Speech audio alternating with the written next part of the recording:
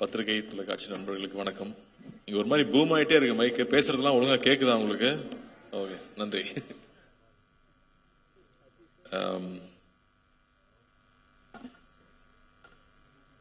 ரொம்ப முக்கியமான ஒரு மேடை நினைக்கிறேன் எனக்கு. ஏன்னா நான் அங்க போய் நிறைய அன்பு எனக்கு கிடைச்சிருக்கு. அந்த அன்பெல்லாம் திருப்பி கொடுக்கறதுக்கான சந்தர்ப்பமே கிடைக்கல. இதுதான் திருப்பி கொடுக்கறதுக்கான சந்தர்ப்பமா நான் நினைக்கிறேன். ஸோ ஃபர்ஸ்ட் நம்ம வந்து படத்தை பத்தி சொல்லலாம்.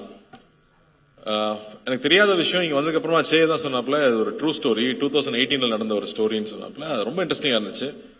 நம்ம ஊர்ல மீன் பிடிக்கிறவங்க பாகிஸ்தான்ல போய் மாட்டிக்கிட்டாங்க. இங்க எப்படி அங்க போய் மாட்டினாங்கன்னா, இல்லைங்க குஜராத்ல இருந்து படகு எடுத்துட்டு போய் மாட்டிக்கிட்டாங்க. அப்புறம் அங்கிருந்து எப்படி தப்பிச்சு வந்தாங்க அப்படிங்கிறதுக்குள்ள ஒரு அழகான ஒரு லவ் ஸ்டோரி. ஒரு பெரிய எவ்வளவு பெரிய த்ரில் இருந்தாலும் டைட்டானிக்கே ஒரு லவ் ஸ்டோரி தேவைப்படுது. அந்த லவ் ஸ்டோரி தான் எப்பவுமே மனசுல நிக்குது. ஸோ ரொம்ப அழகா ஒரு லவ் ஸ்டோரியை கிரியேட் பண்ணி ஒரு 10 பேர்கிட்ட 20 பேர்கிட்ட ரைட்ஸ் வாங்கி எடுத்திருக்காங்கன்னா ப்ரொடியூசர்ஸ்க்கு அந்த லைன் எவ்வளவு பிடிச்சிருக்கணும். 3 இயர்ஸ் அந்த ஸ்கிரிப்ட் ரெடி பண்ணி 1.5 வருஷம் ஷூட் பண்ணிருக்காங்கன்னா டெஃபினட்டா it's not an ordinary film. அப்படி இல்லாட்டி இந்த படத்தை எல்லா ஊருக்கும் எடுத்துட்டு போய் ப்ரொமோட் பண்ணுங்கிற தைரியம் வராது. ஸோ அதுலயே இந்த படம் ரொம்ப முக்கியமான படமா நான் நினைக்கிறேன். அண்ட் சந்தமுரட்டி அவருடைய மற்ற படங்களும் பெரிய பெரிய ஹிட்டான படங்கள். அவர் இந்த படத்துல நம்பி ஒரு நாள் ஒர்க் பண்ணிருக்காரு. அவ்வளவு அழகான ஒரு விஷுவல்ஸ் கொண்டு வந்து சேர்த்திருக்காரு. கடல்ல நிறைய படங்கள் பார்த்திருக்கோம். மறுபடியும் ஒரு ஃப்ரெஷ்னஸோட அவர் கொண்டு வந்து சேர்த்திருக்காரு. ஸோ அவருக்கு என்னுடைய வாழ்த்துக்கள் தெரிவிச்சுக்கிறேன். அண்ட் முதல்ல நம்ம ப்ரொடியூசர்ல இருந்து ஆரம்பிப்போம். அல்லு அர்ஜுன் சார் வந்து என்ன சார் பீஷ்மர்னு சொல்லலாமா? ஏன்னா இங்க வந்து ப்ரொடியூசர்ஸ் மட்டும் பாத்தீங்கன்னா இண்டஸ்ட்ரியில வருவாங்க போவாங்க, அப்படிதான் இருந்துட்டே இருக்கும். ரொம்ப வருஷமா ப்ரொடியூசரா இருக்கிறது சாதாரண விஷயமே இல்லை. பெரிய பெரிய ஆட்களே வந்து ப்ரொடக்ஷன் வேண்டாம்ப்பான்னு கம்பெனியை மூடிட்டாங்க.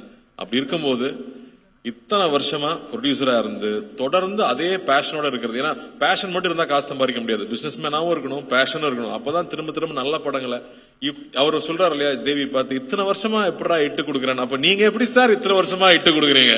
அதுவும் வேற வேற ஆட்கள் கூட சேர்ந்து வேற வேற கொலாபரேஷன்ல வந்து அவர் ஹிந்தியில படம் பண்ணிருக்காரு, எல்லா லாங்குவேஜ்லயும் படம் பண்ணிருக்காரு. நம்ம ஊர்ல மெட்ராஸ்ல இருந்து படிச்சுட்டு போனவர் தான்.